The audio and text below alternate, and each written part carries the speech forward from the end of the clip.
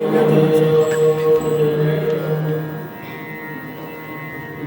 जय रघुवीर समर्थ गणेश शारदा जय सद्गुरु सज्जनस्तथा आराध्य दैवतं सर्वं निर्गुणवन्दनम् आदिनारायणो विष्णु ब्रह्माणं च वसिष्ठकम् श्रीरामं मारुतिं वन्दे रामदासं च श्रीधरम् गुरुर्ब्रह्मा गुरुर्विष्णु गुरुर्देवो महेश्वरः गुरुः साक्षात् परं ब्रह्म तस्मै श्री गुरवे नमः। दक्षिणे लक्ष्मणो यस्य वामे जगदात्मजा पुरतो मारुतिर्यस्य तं वन्दे रघुनन्दनम्। शुभासारिखे पूर्णवैराग्य ज्याचे वसिष्ठा परिज्ञान योगेश्वराचे कवी वाल्मिका सारिखा मान्यांचा नमस्कार माझा सद्गुरु रामदासा। जय जय रघुवीर समर्थ।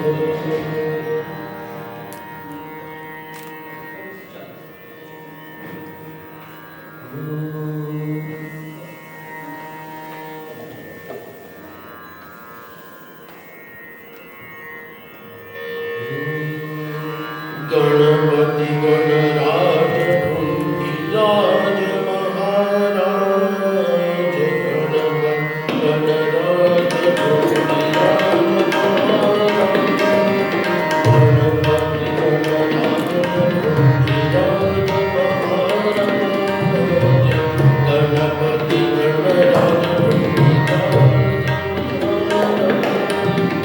चिंतामणि मोरेश्वर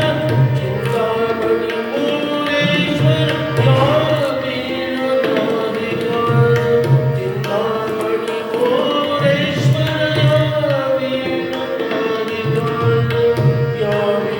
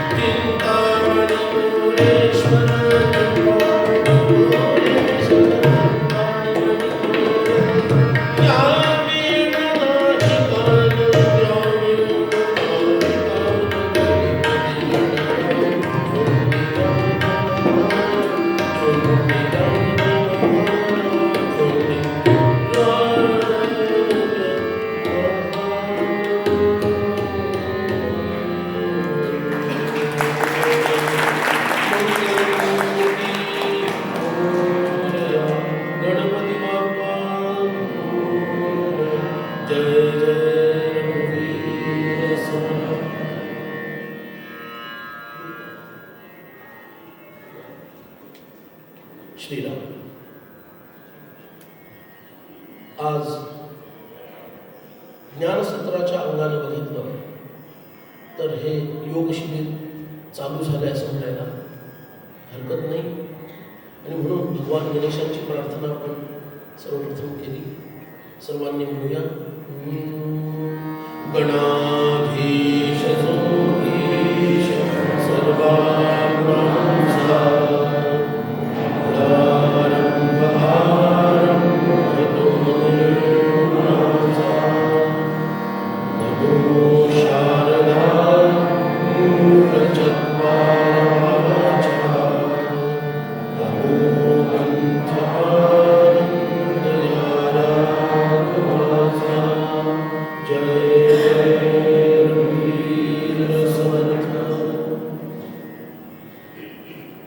योग शिबिर आहे तेव्हा योगाबद्दल काही बोलावं. खरा तर मी योगी नाही, पण समर्थ होते. तेव्हा समर्थांनी काय सांगितलं योगाच्या संदर्भात? सर्वत्र विश्लेषण उड्यापुरा पाऊण एक तासात करणं शक्य नाही, पण जेवढं काही थोडंफार आपल्याला पाहता येईल तो विषय आपल्याला आता बघायचा आहे.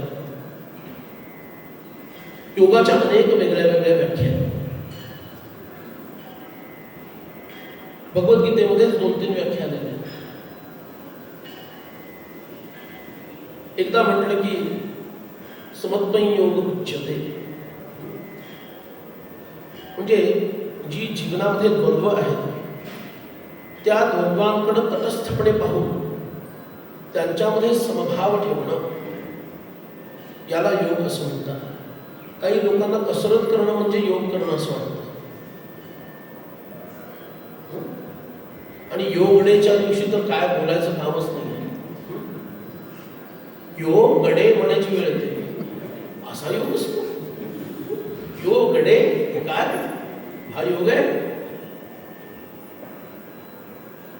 पाश्चात्यांना आकर्षित करण्यासाठी ती सुरुवात आहे असं लक्षात घ्या.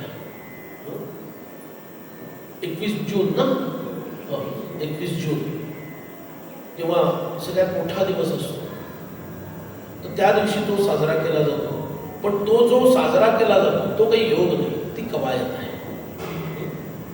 आंशिक स्वरूपामध्ये मुळात योग काय आहे तो समर्थ आपल्याला समजावून सांगणार आहे. ती संकल्पना लक्षात घेऊन आपल्याला कवायतीपुरता योग करायचा नाही आहे हे डोक्यात ठेवून पुढचे 3 दिवस आपल्याला चिंतन करायचं. योगाची काही आपल्याकडं सत्र होणार आहे सकाळच्या वेळेला असणार योगाचे सत्र. आणि स्वतः आदरणीय आपले गुरुजी म्हटलं तर चालेल ना, ते उत्तम पद्धतीनं योग करतात, साधतात. तर तो देह आणि प्राणांच्या म्हणजे अन्नमय आणि प्राणमय कोशापुरताच मर्यादित राहू नये, कारण मूळ त्याचा तो उद्देश नाही. त्याची ती पूर्वपीठिका असू शकते, पार्श्वभूमी असू शकते, त्याची आवश्यकता असू शकते. मुळात हठयोग जो प्रकार आहे त्याच्यामध्ये देहाकडे जास्त लक्ष दिलेलं आहे. पण अन्य योगाच्या प्रकारामध्ये देहाला इतकं महत्त्व दिलेलं नाही, कारण हठयोगाचा सिद्धांत पिंडी ते ब्रह्मांडी या तत्वावर आधारित आहे. पिंडी ते ब्रह्मांडी आणि ब्रह्मांडी ते पिंडी या तत्वावर आधारित हा योग आहे. आणि म्हणून त्याच्या देहाकडे जास्त लक्ष पुरवलेलं आहे. मग नानाविध प्रकारची आसनं, प्राणायाम, त्यानंतर बंध, योगक्रिया वेगळ्या वेगळ्या या सांगितलेल्या आहेत. पण एवढंच म्हणजे काही योग नाही. तर समत्वं योग उच्यते या नियमाला धरून सर्व द्वंद्वांमध्ये मी समबुद्धी ठेवणं आणि माझी बुद्धी विचलित होऊ न देणं याला योग असं म्हणायचं. सर्व विषय हा बुद्धीशी संलग्न आहे आणि बुद्धीच्या जवळ मन असल्यामुळं मनाशीही संलग्न आहे असं आपण म्हणू शकतो. म्हणून योग समत्वं योग उच्यते असं जर म्हटलं तर यामध्ये समत्व कुठं असणार आहे? देहामध्ये असू शकतं का? देहामध्ये समत्व असू शकतं का? मला वाटतं आज न्याहारी थोडी जास्त झालेली दिसते. कारण आम्ही तिघं इथं डोळे उघडे ठेवून असताना तुम्हाला ध्यान करायचा अधिकार नाही. लक्षात ठेवा, यू कॅनॉट ह्युमिलिएट अस. अरे तुम्ही ध्यानात जाणार आणि आम्ही बोलायचं, कुठली पद्धत आहे? उद्यापासून नाश्ता तेव्हा तेव्हा शरीरामध्ये समत्व येऊ शकतं का? सांगा. पाय हाताचं काम करू शकतो, डोक्याचं काम गुडघा करू शकतो. बऱ्याच लोकांचा त्याच्यात असला तरी नाही ना. पण देहामध्ये कसं काय समत्व येईल? मग समत्व कुठं आणायचं? इंद्रियांमध्ये येईल. कानाने जेवायचं, मुखानं ऐकायचं, जमेल का? इंद्रियांना जमेल? इंद्रियांनाही समत्व जमणार नाही. मग समत्व कुठे येणार? ते समत्व मनबुद्धी यामध्येच येऊ शकतं. आणि म्हणून योग साधायचा म्हणजे मला मनाची अशी अवस्था साधायची आहे की त्या अवस्थेला कुणी बाहेरून प्रभावित करू शकणार नाही. ती अवस्था आपल्याला रोज साधते. कधी माहितीये? गाढ झोपेच्या वेळेला. गाढ झोपेच्या वेळेला ती अवस्था आपल्याला साधलेली असते. मग तशी साधायची आहे का? जाग असताना ती अवस्था साधायची. म्हणजे आजच्या भाषेत बोलायचं तर आपल्याला आपलं मन एसी रूम बनवायचं. एसी रूम मध्ये काय असतं? बाहेर तापमान काही असो, आतमध्ये तुम्ही जे ट्यून केलेलं आहे 23 डिग्री 24 डिग्री तेवढंच राहतं. बरोबर आहे? बाहेर 40 असलं तरी आत 24च, आणि बाहेर 10 असलं तरी आत 24च. दोन्ही व्यवस्था असतात. हिटिंगची पण असते, कुलिंगची पण व्यवस्था असते. बरोबर आहे? म्हणजे काय झालं? याचा अर्थ हा झाला की तुमच्या त्या खोलीवर बाह्य तापमानाचा परिणाम होत नाही. त्याचप्रमाणे बाह्य परिस्थितीचा परिणाम माझ्या मनावर होऊ द्यायचा नाही. म्हणजे दगड बनायचं असं नाही, कारण दगडावर पण काही परिणाम होत नाही. दगड बनायचं नाहीये, पण असं स्थिर बनायचं आहे की ज्यामुळं बाह्य आघात, म्हणजे बाहेरच्या सुखामुळे मी सुखी झालो तर बाहेरच्या दुःखामुळे मी दुःखी होणार आहे. म्हणजे दुसऱ्या भाषेत बोलायचं झालं तर रिमोट कंट्रोल मातोश्रीकडे द्यायचं नाही. मातोश्री कोण? कळलं की नाही? रिमोट कंट्रोल मातोश्रीकडे द्यायचं नाही. कळायला पाहिजे. राजकारणाच्या संदर्भात बोललो, तिथून चालता कामा नाही. तेव्हा दुसऱ्यानं मी हसावं की रडावं हे ठरवता कामा नाही. माझं मला ठरवता कामा नाही. हे ज्याला साधलं त्याला योग साधला. म्हणून आपल्याला मुळात हे साधायचं हे लक्षात घ्यायला पाहिजे. आणि त्याच्यासाठी पुन्हा गीतेमध्येच अनेक योगाची व्याख्या दिली की जी साधन रूपात आहे, साध्य रूपातले आधी सांगितले. समत्वं योग उच्यते यामध्ये पण मी खरी व्याख्या सांगितलीच नाही. खरी अशी की मी परमात्म्याशी समरूपात आहे आणि तोच मी आणि मीच तो आहे. हा खरा योग आहे. म्हणून हा साधण्यासाठी पूर्वतयारी म्हणून आणखी एक व्याख्या सांगितली, योग कर्म सुकौशलम. कर्माचं असं कौशल्य साधा की ज्याच्यामुळे योग साधे. आपल्या कर्मातील असं कौशल्य साधा की ज्याच्यामुळं योग साधे. कोणतं कौशल्य साधायचं? अशा प्रकारे कर्म करायला शिकायचं की त्या कर्माचे छाप, ठसे, इम्प्रिंट्स माझ्या चित्तावर पडता कामा नये. अवघड आहे ना? त्याचे इम्प्रिंट्स जर चित्तावर पडता कामा नको असतील तर त्याला भगवंतानेच उपाय सांगितला. भगवंताला प्रत्येक कर्म अर्पण करा. यत् करोषि यदश्नासि यज्जुहोषि ददासि यत् तपस्यसि कौन्तेय तत्कुरुष्व मदर्पणम्. प्रत्येक कर्म जर ईश्वरार्पण बुद्धीनं आपण करायला लागलो तर आपल्याला हळूहळू शनैशनैही योग साधत जाईल. पटकन साधणार नाही. त्याच्यासाठी हे तरी जमलंय का आपल्याला सांगा? म्हणून पुन्हा एकदा म्हणतो, फक्त कवायत करणे म्हणजे योग नाही. आपल्याला आपली मनोदशा जिंकायची आहे, इंद्रिय जिंकायची आहेत आणि मग जे साधेल त्याला काय म्हटलेलं आहे? योग आहे. आणि म्हणून समर्थांनी फार सुंदर पदामध्ये योगाबद्दल आणि योगाबद्दल समर्थ म्हणतात,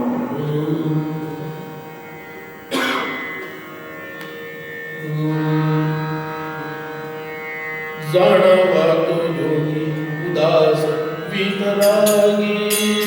जाणावा तो योगी उदास वितरागी.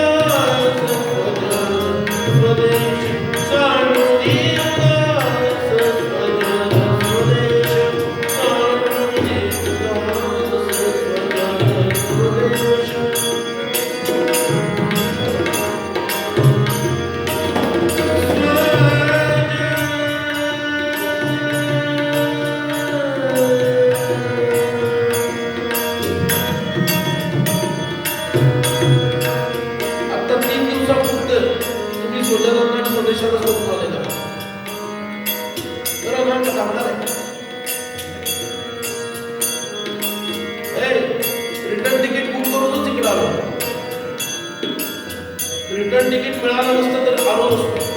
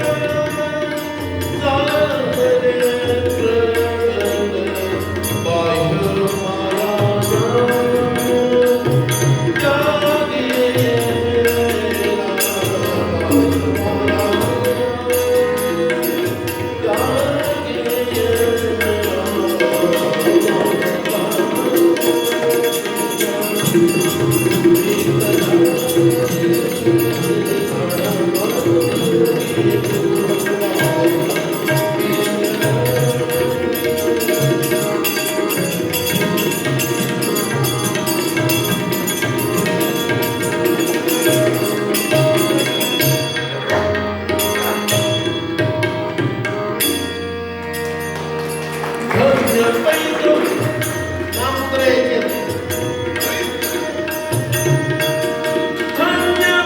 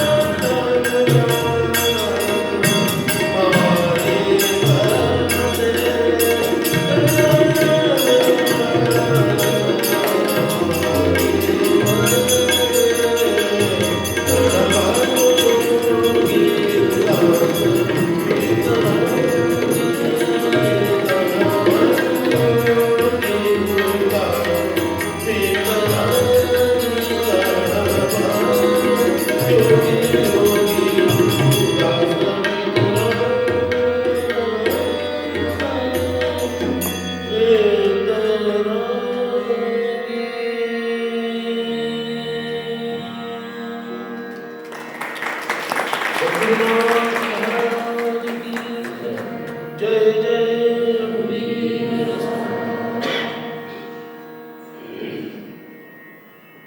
ज्याला समर्पण योग उच्चते हे साधलं, ज्याला योग कर्मसु कौशलम हे साधलं,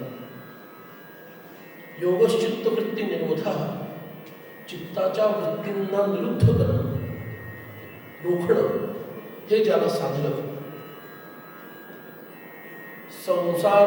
संसारोत्तरणयुक्तिः योग, संसार पार करण्याची युक्ती साधलेल्याला योगी म्हणावं असं वसिष्ठ महामुनी म्हणतात. योग वासिष्ठात तो योग ज्याला साधला त्यालाच योगी म्हणावं, त्यालाच योगी म्हणावं.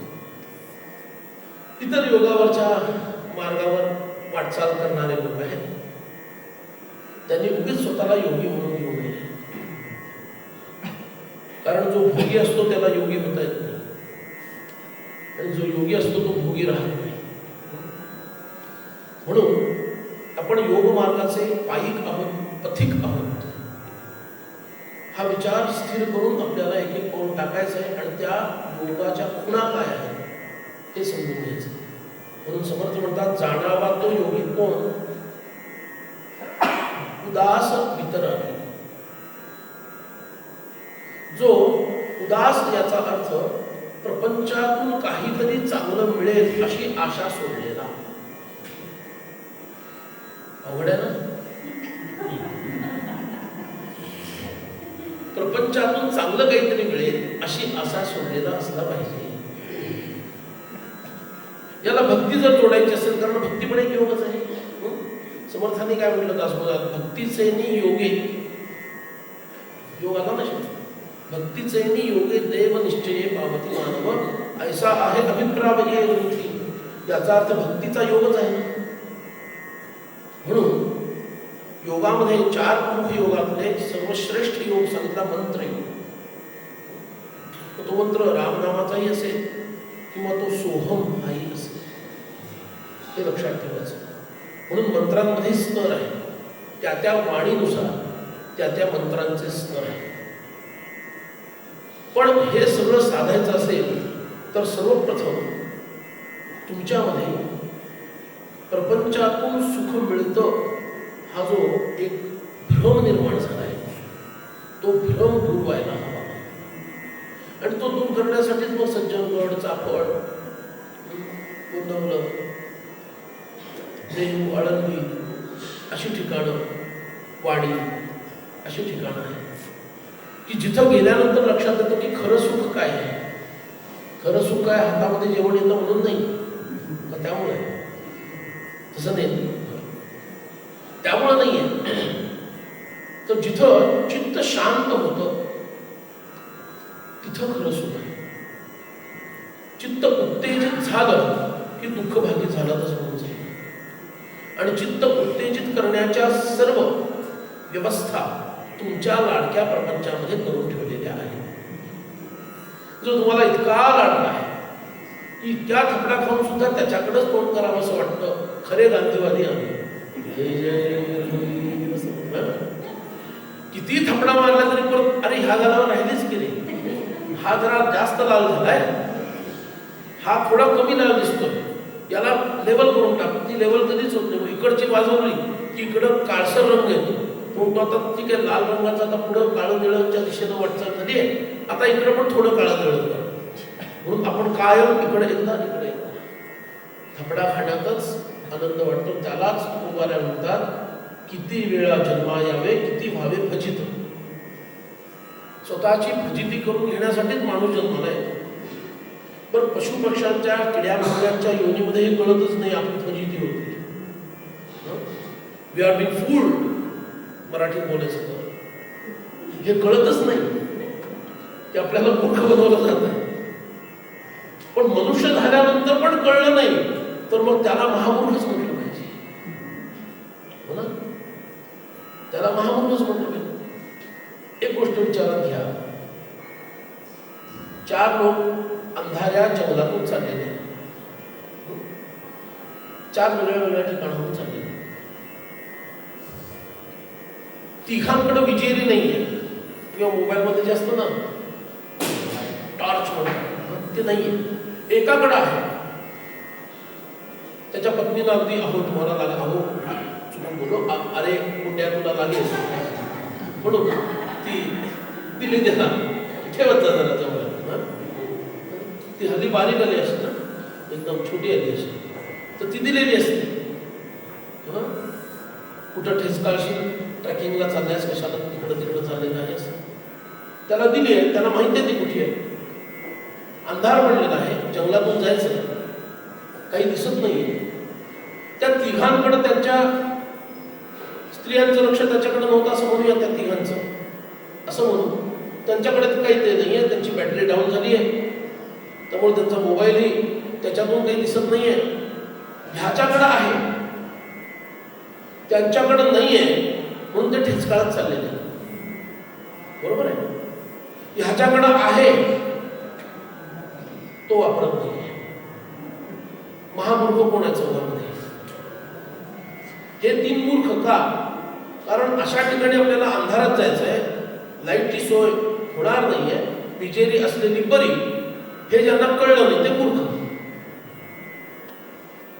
महामूर्ख कोण? हा विजेरी असून वापरत नाही आणि माहितीये विजेरी आहे त्याच्याकडं, पण त्यांना माहित नव्हतं विजेरी नाही आपल्याकडं म्हणून वापरत नाही असं नाही आहे. विजेरी आहे माहितीये तरीही वापरत नाहीये. फार दिसलं असतं तर बरं झालं असतं. बॅटरी चालतीये पण जाऊ दे, त्याचा काय उपयोग आहे समजून जर त्याने ठेवून दिली, तो महामूर्ख. मनुष्य झाल्यानंतर सुद्धा प्रपंचात सुख नाही हे ज्याला कळत नाही तो महामूर्ख म्हणावा लागेल. मूर्खांचाही मूर्ख. म्हणजे आपण सगळे कोण ठरलो?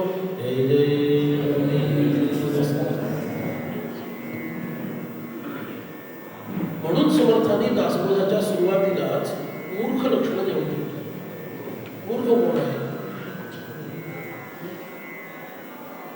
कन्या पुत्र आणि दारा इतकाची मानुनिया थारा, विसरून गेला ईश्वरा तो एक मूर्ख. आता पुरुषांच्या अंगानं म्हटले, महिलांनी तसा उलटा अर्थ घ्यायचा. कन्या पुत्र आणि दारा म्हणजे पूर्वी समर्थांच्या काळात 4, 5, 6, 7 मुलं व्हायची म्हणून त्यांनी तसं लिहिलं. आताच्या वेळेला त्यांनी लिहिलं असतं कन्या किंवा पुत्र आणि दारा. कारण हम दो हमारा एक, संख्या कमी करायची ठरवली आपण हेतुपूर्वक, बरोबर ना? That is our planning. असो, तेव्हा कन्या पुत्र आणि दारा, मुलगा मुलगी पत्नी, दारा म्हणजे पत्नी, दारासिंग नाही ती तशी वाटली तरी म्हणायचं नाही, लक्षात घ्या. हा हास्ययोग चालू आहे. कन्या पुत्र आणि दारा, दारा म्हणजे पत्नी. इतकाची मानुनिया थारा, माझे म्हणवणारे हेच आहे, ह्यांच्यातच माझं सुख आहे, ह्यांच्यातच माझं सर्वस्व आहे, याच्यातच माझं कल्याण आहे. इतकाची मानुनिया थारा. पुढे काय झालं? विसरून गेला ईश्वरा, ईश्वराला विसरून गेला. त्याला समर्थांनी चक्क मूर्ख असं म्हटलं. आता आपण आज राहू दे, इथं छान वाटणारच आहे तुम्हाला. घरी गेल्यानंतरच सांगतो, एक आठवडा गेल्यानंतर आपल्या सरांना एक काम देतो, सगळ्यांना मेसेज टाका ग्रुपमध्ये ह्या मूवीचा, याचा अनुभव यायला सुरुवात झाली की नाही, याचा अनुभव पुन्हा यायला सुरुवात झाली की नाही. कारण काय इथं फुल चार्जिंग असतं, फुल चार्ज. आणि घरी गेल्यानंतर ती बॅटरी डिस्चार्ज व्हायची सोय उत्तम केलेली असते. डिस्चार्जिंगची सगळी व्यवस्था तिथे आहे, चार्जिंगची व्यवस्था इथे आहे. आठवड्याभरानंतर जाणवायला लागतं की ते एकदा तुम्ही टटोलला म्हणतो ना थोडं पाहणे, म्हणजे पुन्हा कदाचित जाग येण्याची शक्यता आहे. कारण आम्ही त्या चुका वारंवार करतो. चुकणं चूक नाही आहे, तीच चूक सारखी करणं हे चूक आहे, बरोबर ना? शिक्षा काय दिली जाते? एखाद्याने चोरी केली, पहिल्यांदा चोरी केली 6 महिन्याची शिक्षा आणि तंबी दिलेली असते. जर परत तू चोरी करशील तर तुला 2 वर्षाची होते पुढच्या वेळेस, मग 6 वर्षाची होते. होय ना, असंच आहे ना, कारण तो सराईत होतो. तसं त्याच चुका करण्यामध्ये आपण काय झालेलं आहोत, सराईत होत चाललो. त्याच चुका कुठल्या, कन्या पुत्र आणि दारा इतकाची माननीय थारा, विसरून गेला ईश्वरा तो एक. म्हणून याच्यातून जर सुटका करायची असेल तर आपल्याला योगी बनावं लागेल. तो योगी काय करतो आणि काय सांगतो रे,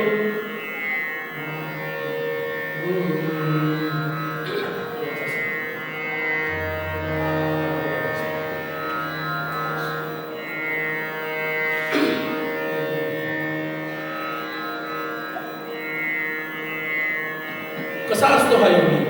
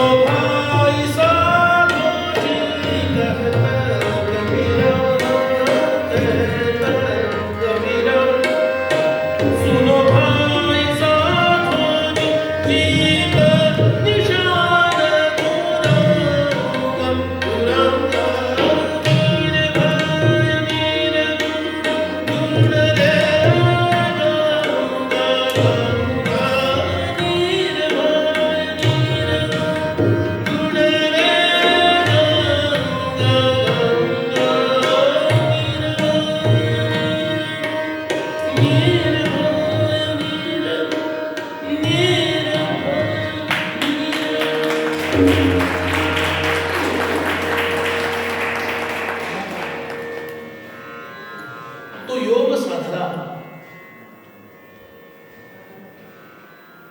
तरच आपल्याला जीत निशान गुलावला तो विजय प्राप्त होईल, जो विजय आपल्याला भगवंताशी तादात्म्य पाहून प्राप्त होतो. पण त्यासाठी फक्त आसन लावून पुरेसं नाही आहे. पहिल्या चरणात त्यांनी म्हटलं मूल कमलदर आसन बांधुनी,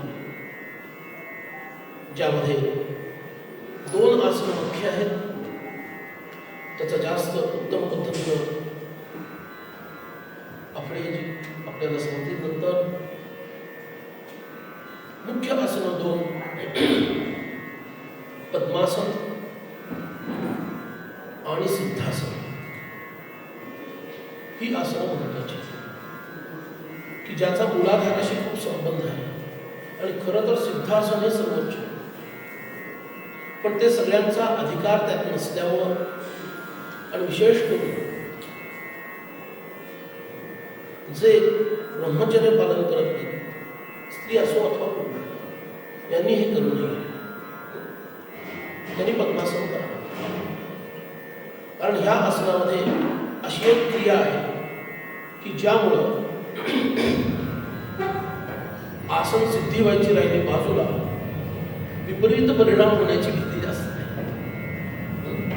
ते मी आता सांगणार नाही, ते प्रत्यक्ष करतानाच समजू शकेल.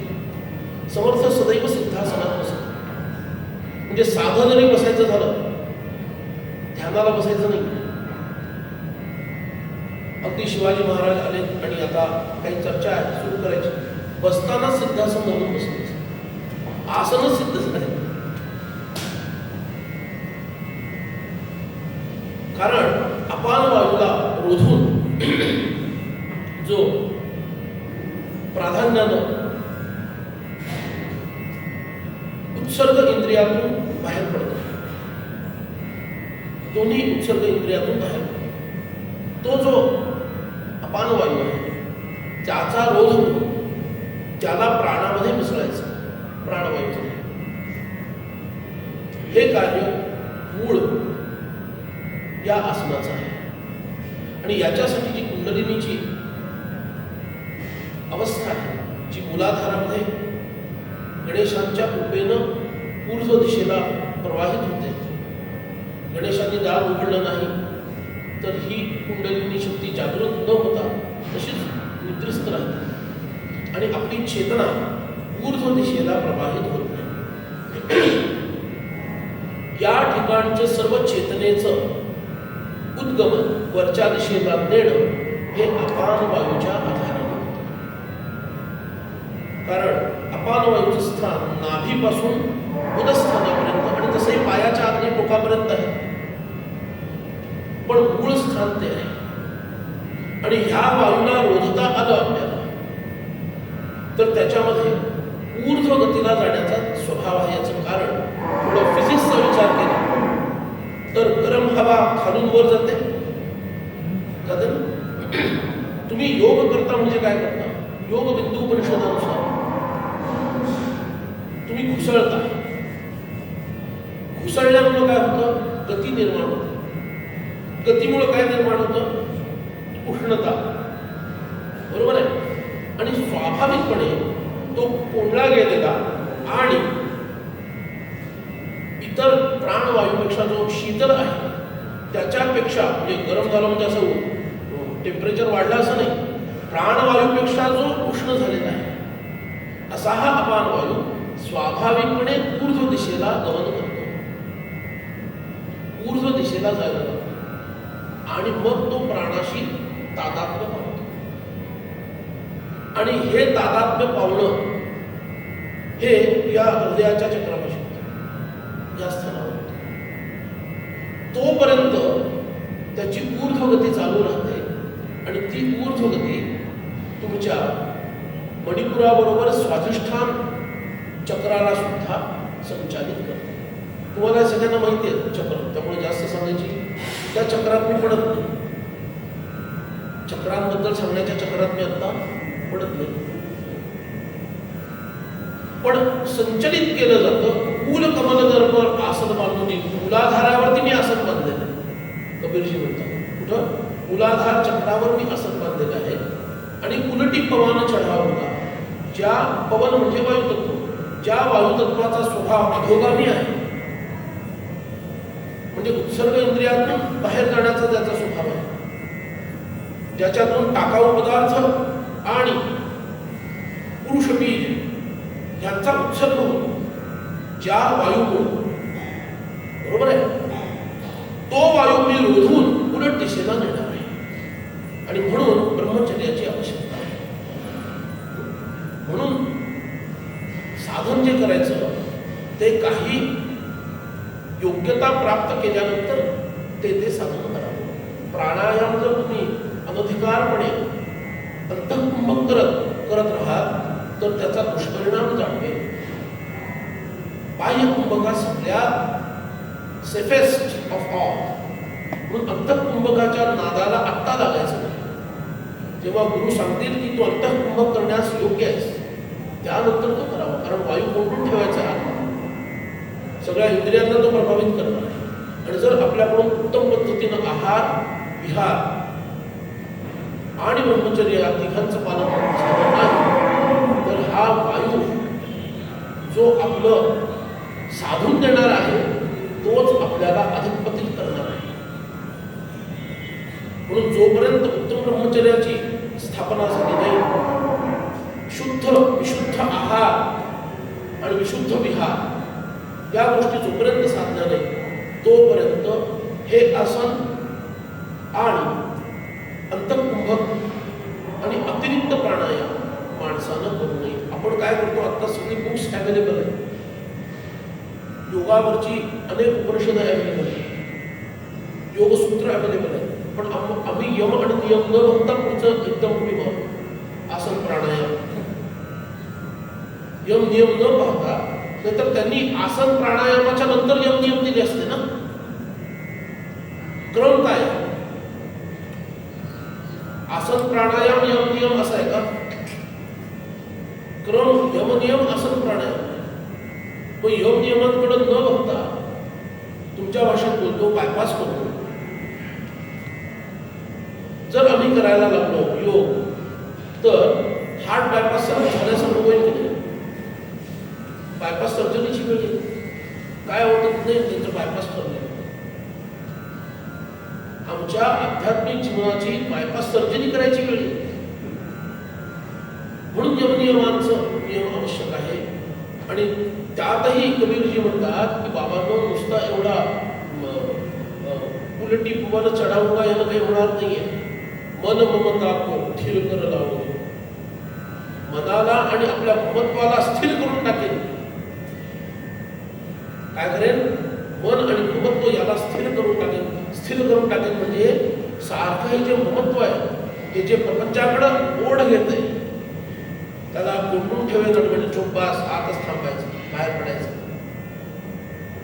लहान मुलाला आपण आडसर घालतो असतं, तुमचा लॉक वगैरे घर असतं, तर असं ते तिथं दारातच काहीतरी केलेलं असतं आणि तो अडसर असतो.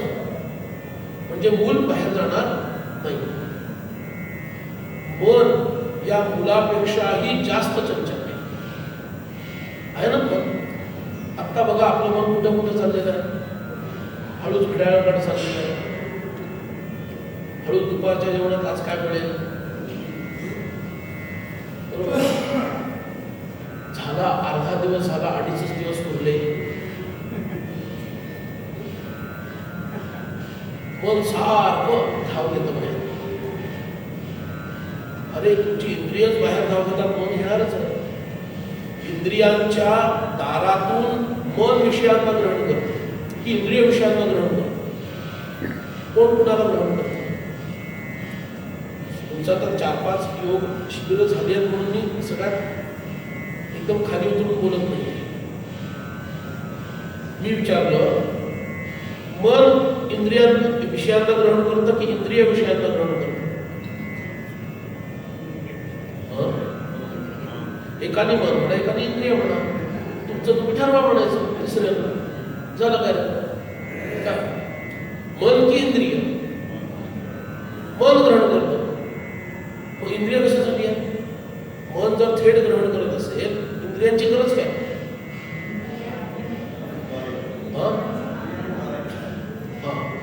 इंद्रियांच्या दारातून बाहेर जातं आणि ग्रहण करतं. म्हणून धारणा जो विषय आहे योगशास्त्रातला, जो मनाशी निगडीत आहे, त्याच्या आधी प्रत्याहार नावाचा विषय दिला आहे. येतोय लक्षात? अरे कंटाळा येत नाही तर परत भजन सुरू करतो. धारणा विषय कुणाचा आहे? मनाचा आहे. ध्यान विषय कुणाचा आहे? बुद्धीचा आहे. समाधी विषय कुणाचा आहे? आत्म्याचा आहे. बरोबर ना? बुद्धीचा योग आत्म्याशी करणं हे ध्यान आहे, आणि मनाला स्थिर करणं आणि आत कोंडून ठेवणं हीच धारणा आहे. आणि समाधी म्हणजे काय आहे? मनबुद्धीचा लय आत्म्यामध्ये होणं ही समाधी आहे. बरोबर आहे? पण धारणेच्या आधी काय दिलेलं आहे? पतंजली मुनी धारणेच्या आधी दिलं प्रत्याहार. प्रत्याहार कशाचा विषय आहे? अरे तुम्ही योगातले म्हणून मी विचारतोय राव. प्रत्याहार हा इंद्रियांचा विषय आहे. इंद्रिय आत नेणं, प्रति आरू. रू म्हणजे हरण करण्याच्या दिशेनं नेणं. बरोबर आहे? प्रति म्हणजे नेहमी ज्या दिशेनं जायचा स्वभाव आहे त्याच्या उलट दिशेनं. गडावर लोक येतात, ऑफिसमध्ये येतात. ऑफिसमध्ये आल्यानंतर त्यांना एक सूचना दिली जाते ऑफिसच्या लोकांकडून. काय? ही किल्ली खोलीची किल्ली परत करेपर्यंत गडाच्या खाली उतरायचं नाही. किल्ली परत करेपर्यंत. आणि गडावरून उतरताना खोली रिकामी केल्याशिवाय उतरायचं नाही. हा पट्टा इथंच ठेवेल सामान, दिवसभर भटकून येईल, परत रात्री आणि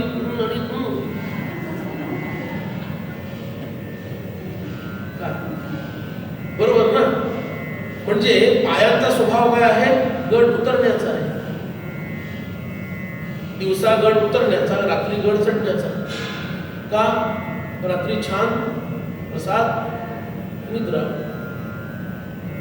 5 रुपयाची पावती गेली की मोकळा. तुमच्याबद्दल नाही बोलत, रागवून बोलून इतर लोकांचं. त्या इंद्रियांना बाहेर पाहण्याची सवय जी लागली आहे त्यांना आत पाहायला लावलं. आत ओढून आणायला लागतं ना. मूल बाहेर पडत असतं, त्याला आत ओढून आणावं लागतं. लहान मुलाला सारखं मला खेळायला जायचं सारखं बाहेर पडतं.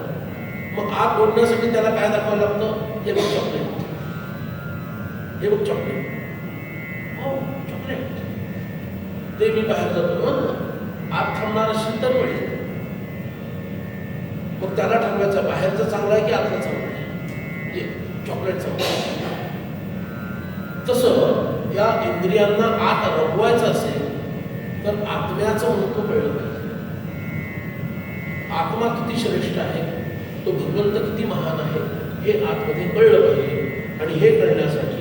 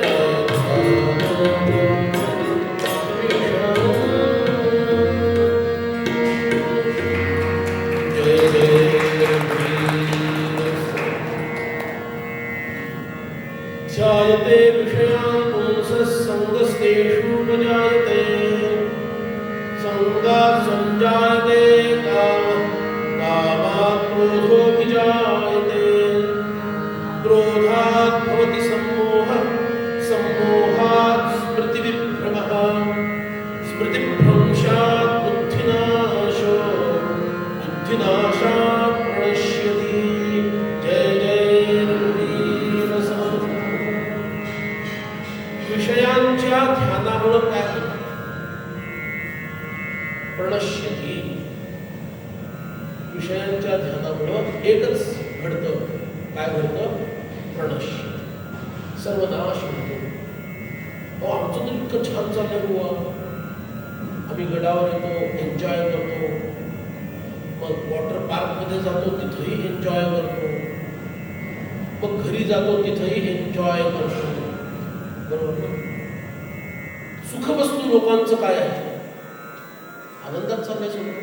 कशाला उन्हीच हे समजा रडत बसतात, काही कळत नाही. पण भगवंत पण म्हणतो प्रणश्यते. अरे बापरे, सगळ्याचा म्हणजे परफेक्ट कार्यक्रम, बरोबर ना? सध्या मराठीत हा शब्द फार प्रचलित आहे, त्याचा परफेक्ट कार्यक्रम जसा 10:30 वाजता माझा करायचा परफेक्ट कार्यक्रम. इतकं आम्ही तर एन्जॉय करतोय. बाबांनो, या भ्रमात राहू नका. मी म्हणत नाही बरं, संत म्हणतो या भ्रमात राहू नका.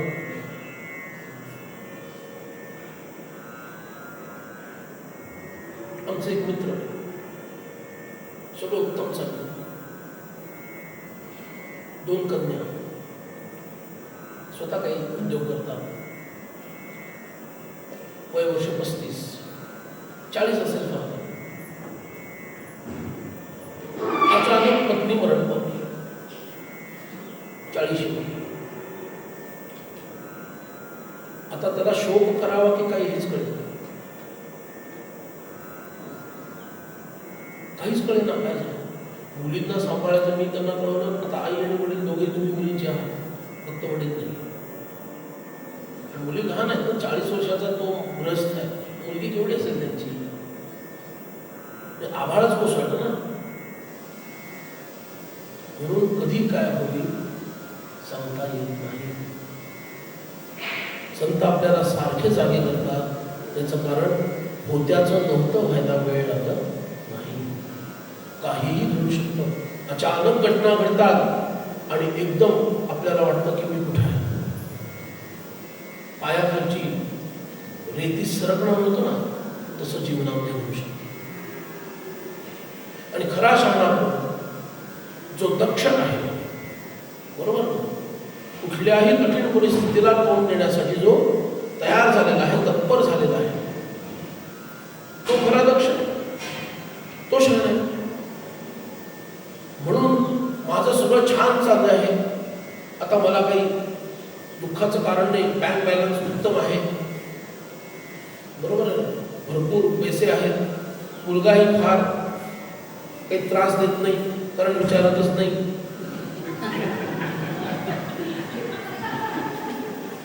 तर तू परत त्याला सांगत बसा आणि ते असं कर तसं कर, सगळं आपल्या अनावर खांद्यावर, तोही काही विचारत नाही. So I am happy. तर मला एक गोष्ट सांगा, थोडं विषयांतर होईल पण याच संदर्भात आहे. मुलांना विचारावं असं का वाटतं आपल्याला? का वाटतं? तो आता तुम्ही एकीकडे म्हणता हाडाची काढं करून रक्ताचं करपटपट डायलॉग मारा. आपल्या आवडीचे डायलॉग आहेत 4-5. रक्ताचं पाणी हाडाची काढ अजून काय. आणि काय हाताच्या पोळासारखं जपून वगैरे, बरोबर नाही, सगळं केलेलं आहे, उद्योग सगळे झालेले. मला सांगा, पायावर उभं केलं म्हटलं ना तुम्ही त्याला, का डोक्यावर उभं केलं? पायावर उभं केलं ना. मग पायावर त्याला उभं केल्यानंतर त्यांनी मला विचारावं ही अपेक्षा काय? प्रश्नाचं उत्तर पाहिजे.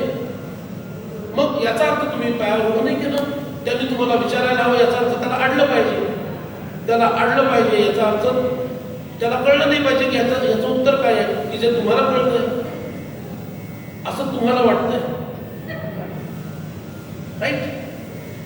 तो पायावर जर उभा झाला तर त्याने विचारलं नाही पाहिजे ही तुमची अपेक्षा आहे.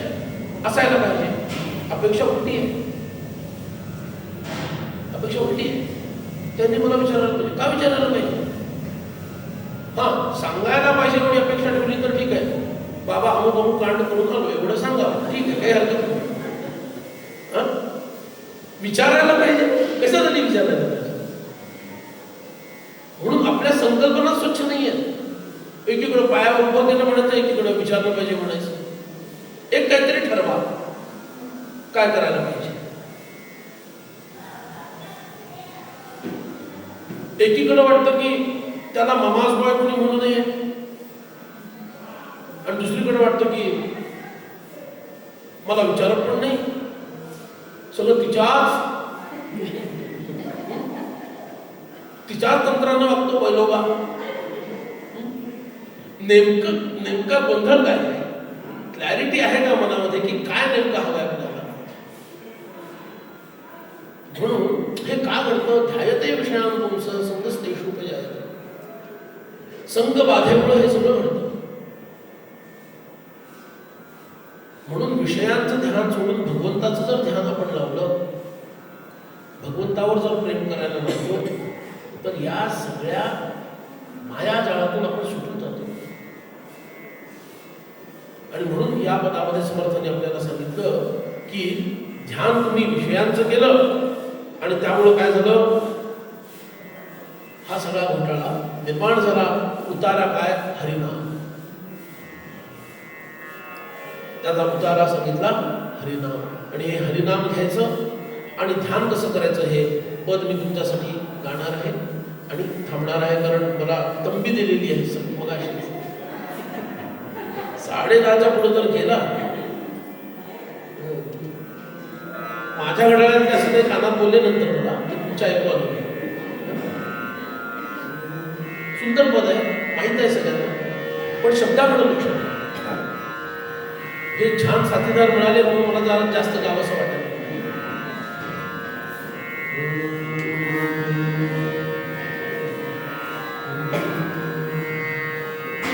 ध्यान करू जाता मन हर पदे, ध्यान करू हर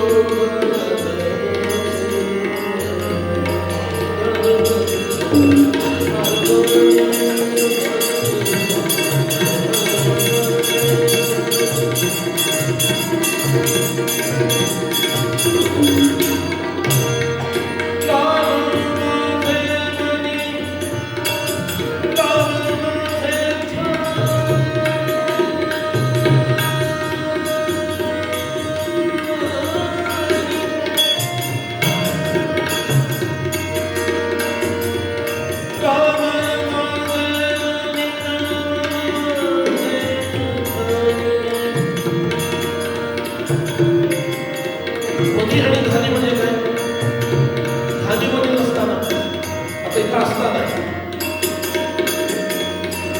मनात राम आहे आणि ध्यानामध्ये बुद्धीमध्ये राम आहे. राम माझे मनी राम माझे धनी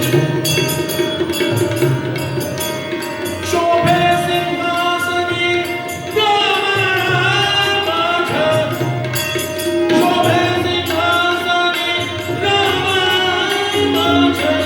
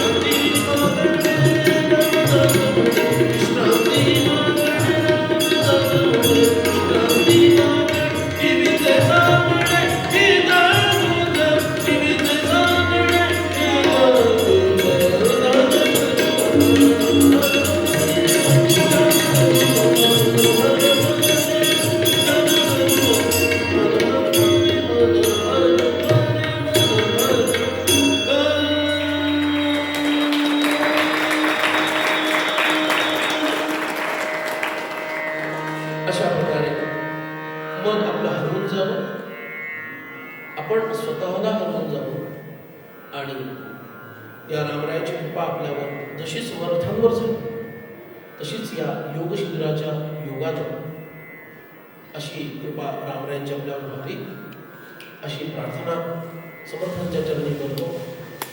आणि श्री क्षेत्र सज्जनगडासारख्या पवित्र ठिकाणी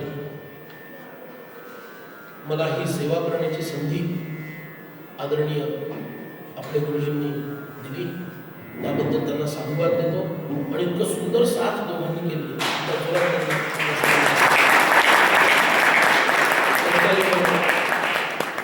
हा विषय थोडक्यात मांडता आला. इथंच माझ्या वाणीला विराम देतो. राष्ट्रगुरु समर्थ रामदास